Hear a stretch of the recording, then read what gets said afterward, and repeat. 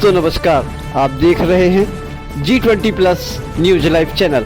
खबर कटनी जिले की बरही तहसील से है, जहां पर आम आदमी, आम इंसान किस तरीके से परेशान हो गया, क्योंकि वहां पर बाणसागर परियोजना में बने जर्जर पुल को मरम्मत कराने के लिए लोगों को अनशन धरने पर बैठना पड़ रहा है। वहीं आपको यहाँ हम यह भी बताना चाह रहे हैं कि बाणसागर पर बने पुल विगत 2 वर्षों से जर्जर हालत में है, जिसे देखते हुए प्रशासन के द्वारा भारी बस तथा ट्रकों के आवागमन पर रोक लगा दी गई थी, जिसके कारण पढ़ने वाले स्कूली बच्चों, छात्रों को तथा आम इंसान को इस तरफ से उस तरफ आने के लिए बरही तक साधन नहीं रहता है, जिसके कारण मैहर से चल कर के पुल के पहले बसें रुक जाती हैं एवं किराया बरही का लिया जाता है एवं आगे आकर के ऑटो रिक्शा का दोबारा से किराया लगता है। अब इस तरीके से छात्रों को, बच्चों को स्कूल कॉलेज आने में काफ़ी परेशानियां हो रही थी, जिसके चलते प्रशासन को अनेकों बार लोगों ने चिताने का प्रयास किया, किंतु कोई भी सुनवाई नहीं होने के बाद कल धरने पर बैठ गए। वहीं आपको बता दें क्या कहते हैं क्षेत्र के क्षेत्रीय विधायक।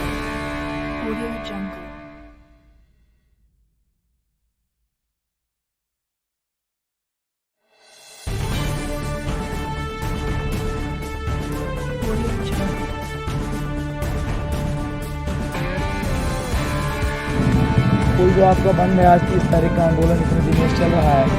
वीडियो के द्वारा सब लोगों को पता चला, व्हाट्सएप के स्टेटस के द्वारा सबको पता चला कि आज बड़ी 30 तारीख का आंदोलन महाबंद का चल रहा है। महानदी पुल आज काफ़ी दिनों से बंद पड़ा हुआ है। व्यापारियों की पूरी दुकान यहाँ पे चौपट है। आप मैहर रोड वाले व्यापारियों से व्यक्तिगत जाके पूछ लीजिए, वो बताएंगे आपको कि यहाँ का व्यापार कैसे चौपट है। पूरी आज बरी की दुकानें पूरी बंद हैं। आप पूरा कमानिया गेट से चारों तरफ निकल जाइए, सारी दुकानें बंद हैं। चक्का जाम की बात चल रही थी, लेकिन ये पता नहीं यहाँ पे, लेकिन व्यापारियों को दुकान चौपट हो रही है। इस वजह से आज ये आंदोलन किया गया कि दुकान यहाँ लोगों की थोड़ा सा जो इनकम है वो अच्छी हो जाए, और इस वजह से महानदी पुल के कारण बहुत ज़्यादा भारी नुकसान इस बरही नगर को है और आसपास के क्षेत्रवासियों को भी है, जन जन को भी है। सब लोग यहाँ पे समर्थन दे रहे हैं। आप जैसे कि पीछे थोड़ा सा दिखा सकते हैं, वहाँ की भीड़ भी इस तरह यहाँ पे जन आंदोलन कर रहे हैं। कहा जा रहा है कि कुछ यात्रियों को भी समस्या हो रही है।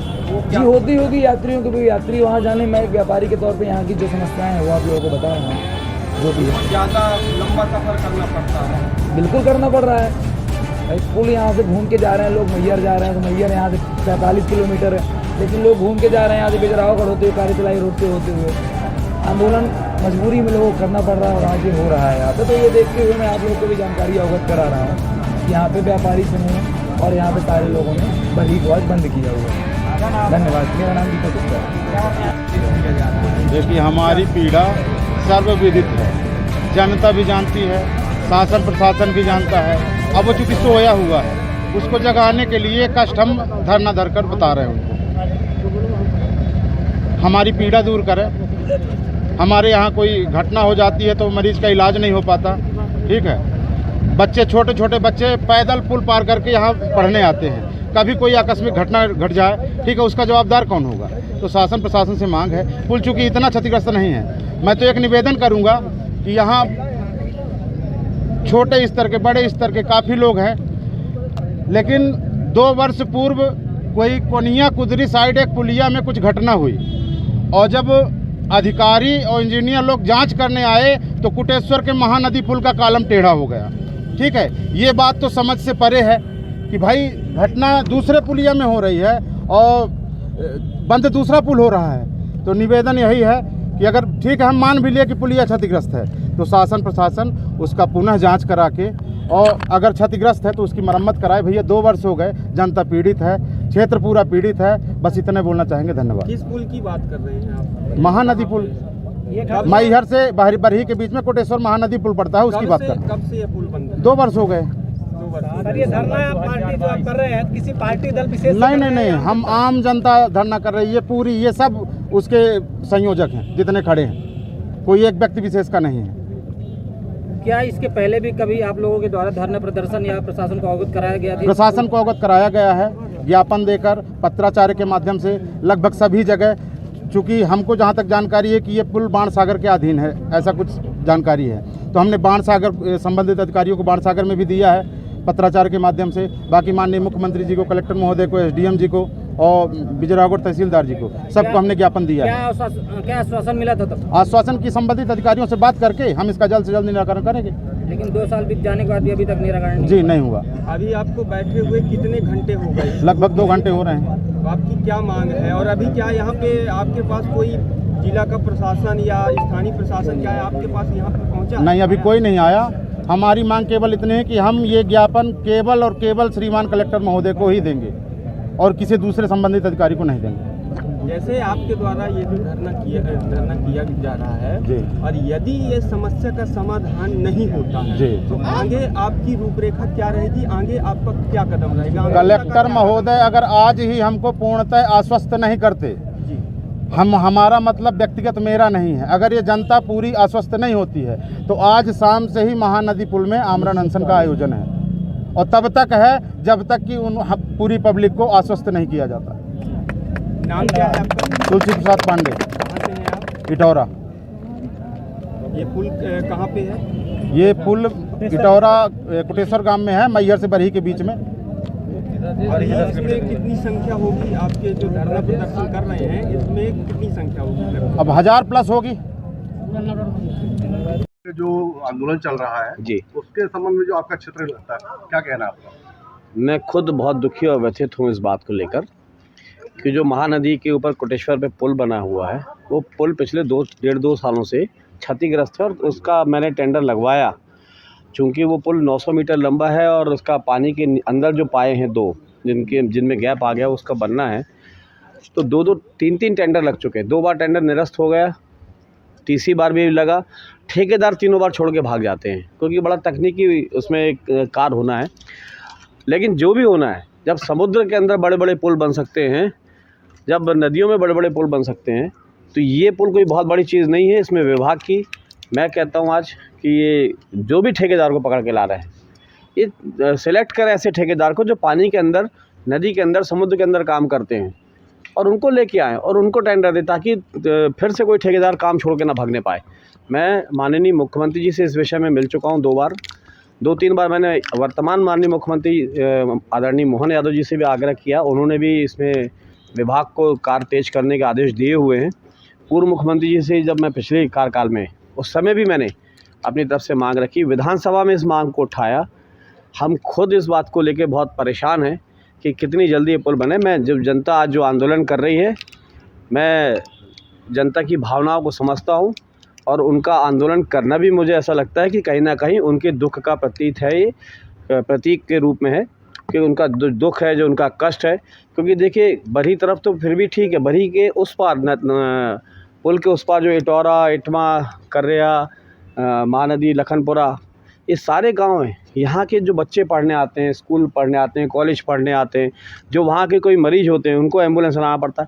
तो ये बहुत दुखद बात है कि इतना लंबा समय हो रहा है और विभाग जो है इसमें बार बार टेंडर करता है, बार टेंडर निरस्त हो जाते हैं या टेंडर छोड़ के ठेकेदार भाग जाता। तो विभाग को ये करना पड़ेगा कि अच्छा कोई ठेकेदार पकड़ के लाएँ और इस पुल को यथाशीघ्र पूर्ण कराएँ।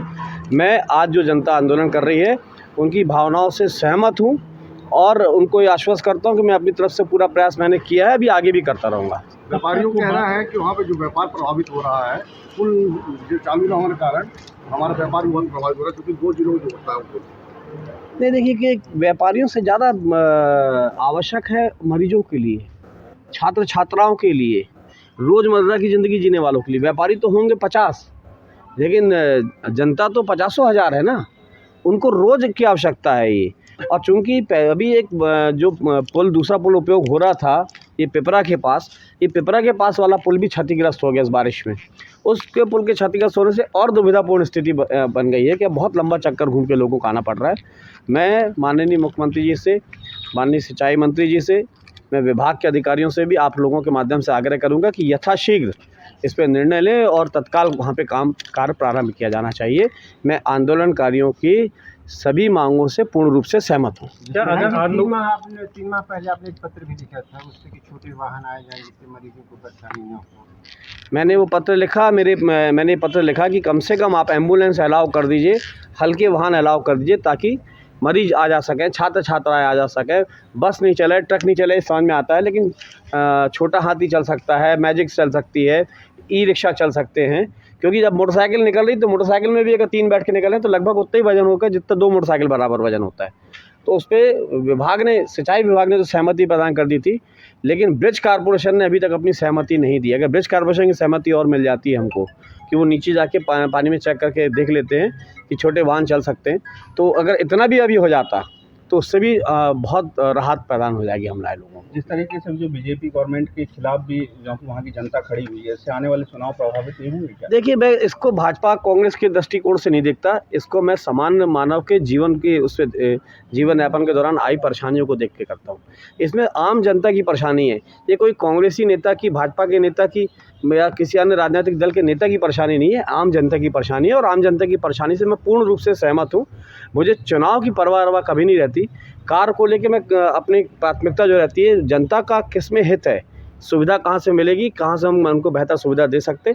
मैं मानता हूँ कि मेरे लाख प्रयास करने के बाद भी, विधानसभा प्रश्न कई बार उठाने के बाद भी, माननीय मुख्यमंत्री और माननीय अधिकारियों से मिलने के बाद भी इस कार्य में विलम्ब लगातार इसलिए हो रहा है क्योंकि बड़ा तकनीकी ठेका है ये, और ठेकेदार आते हैं, टेंडर ले लेते हैं, 2-4-6 महीने लटकाते हैं और फिर छोड़ के भाग जाते हैं कि हम नहीं कर पाएंगे, बड़ा तकनीकी काम है। तो मैं तो आज भी बोलूँगा, बैठेंगे क्या कभी इस आंदोलन में इनके साथ खड़े होंगे सड़कों पे? मेरा अब चूँकि मैं सत्ताधारी दल में हूँ, इसलिए शासन के खिलाफ मैं बैठ नहीं सकता, लेकिन मैं अंतर्मन से कह रहा हूँ कि आज जनता अगर अपनी आवाज़ को आंदोलन के रूप में उठा रही है तो मेरा जनता के साथ पूरा सहयोग है। और मैं उनसे आग्रह करूँगा कि ठीक है, आप सांकेतिक आंदोलन अपना बिल्कुल करिए, हमें कोई दिक्कत नहीं है, स्वागत है आपका। कम से कम इस बहाने लोग जागरूक तो होते हैं अपनी चीज़ों को लेके, और सरकार में बैठे अधिकारियों को भी चेतना आएगी कि हमको और इसको स्पीड करना चाहिए। जनप्रतिनिधि होने के नाते आप कब तक मानते हैं कि वो पुल तैयार हो जाएगा? आप नहीं करते हैं? मैं तो जनप्रतिनिधि होने के नाते और सत्ताधारी दल का जनप्रतिनिधि होने के नाते तो मैं तो चाहूँगा कि तत्काल इस कार्य को प्रारंभ किया जाना चाहिए। और मैं तो ईश्वर से भी प्रार्थना